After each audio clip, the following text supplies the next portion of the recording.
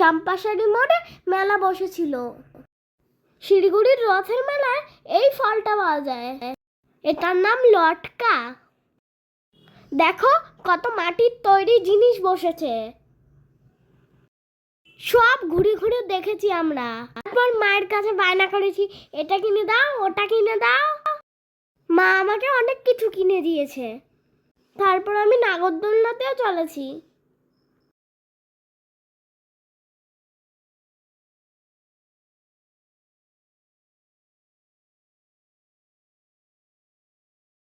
নাগরদোলনা চড়তে আমার খুব ভালো লাগে।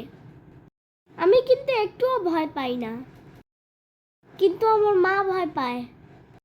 তোমরা কে কে নাগরদোলনা পছন্দ করো? আমি প্রত্যেক বছর নাগরদোলনা চড়ি রথের মেলাতে। তারপর আরেকটু ঘুরে নিলাম। দেখো মেলাতে কত কিছু বসেছে। আমরাও অনেক কিছু কিনেছি, সেগুলো আমি তোমাদেরকে পরে দেখাচ্ছি। তুই দেখো আরেকটা রথ আসছে, আর এটা আমাদের চম্পাশাড়ির রথ। দেখো সবাই কত মজা করছে। জগন্নাথ দেব পথে বেরিয়েছে বলে সবাই নাচ করছে, আর সবাইকে ওরা প্রসাদও দিচ্ছে। সবাই বলে জয় জগন্নাথ। হরে রাম রাম রাম হরে হরে হরে কৃষ্ণ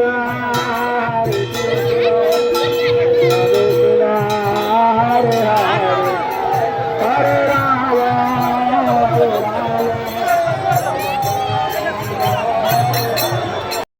এদিকে সন্ধ্যাও হয়ে এসেছে। সন্ধ্যেবেলা ভিড় বেড়ে গেছে মেলাতে। এবার আমাদের বাড়ি ফেরার পালা। আমার খুব ভালো লাগছিল মেলাতে ঘুরতে। এই মাটির জিনিসগুলো আমার খুব ভালো লেগেছিল। মা যখন ছোট ছিল তখন দাদার সাথে রথের মেলায় গিয়ে ব্যাগ ভর্তি করে পুতুল কিনে নিয়ে আসতো। এটা আমি দাদার কাছে শুনেছি।